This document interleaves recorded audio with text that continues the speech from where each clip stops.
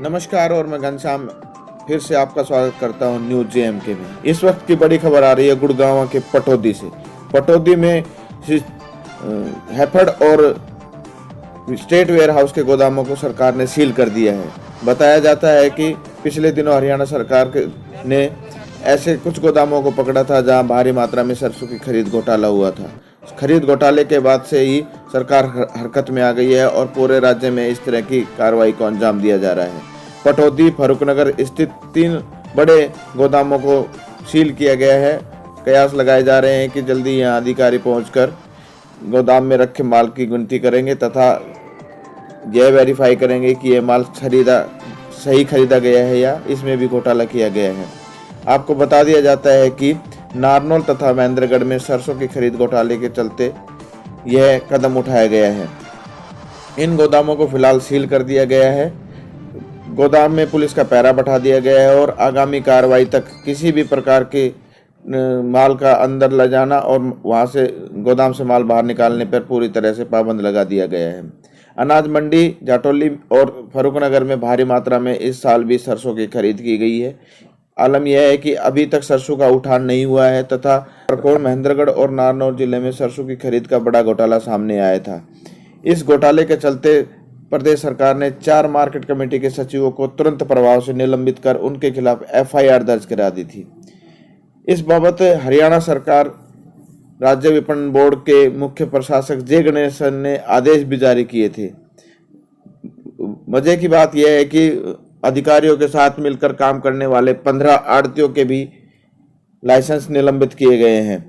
बताया जा रहा है कि यहाँ 4000 बोरियों की खरीद में हेराफेरी की गई थी। गणेशन ने कहा कि भिवानी, चरखी दादरी, हिसार, फतेहाबाद और सिरसा से ऐसी ही शिकायतें उन्हें मिली हैं, लेकिन वहां से अधिकारियों की जांच अभी होनी बाकी है। अधिकारियों की जांच के बाद पता चलेगा कि यह फिलहाल वो इस जाल को तोड़ने के चक्कर में लगे हुए हैं। अधिकारियों ने यह सारा खेल गेट पास के नाम पर खेला है।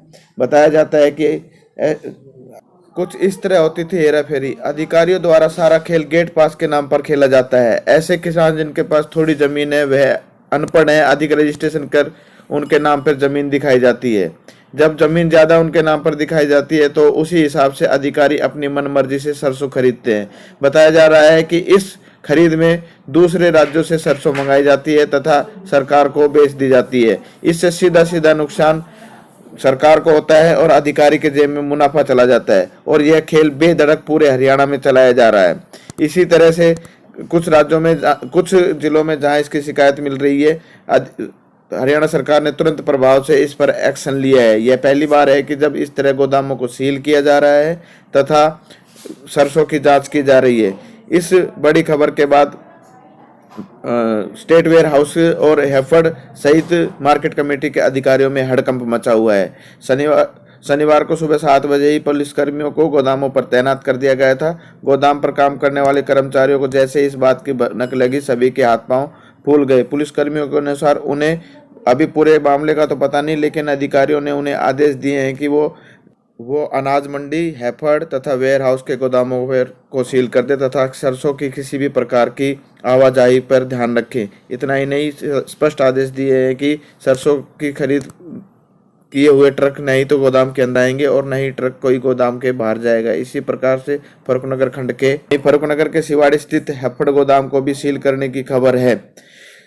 शनिवार को चंडीगढ़ से विशेष टीम यहाँ पहुंची थी और सरसों की बोरियों का निरीक्षण अनाज मंडी में किया था। अनाज मंडी में फिलहाल के लिए किसी भी प्रकार का उठान बंद कर दिया गया है, जिसके चलते अब यहाँ पर भी सरसों की खरीद का आसानी से अंदाजा लगाया जा सकेगा।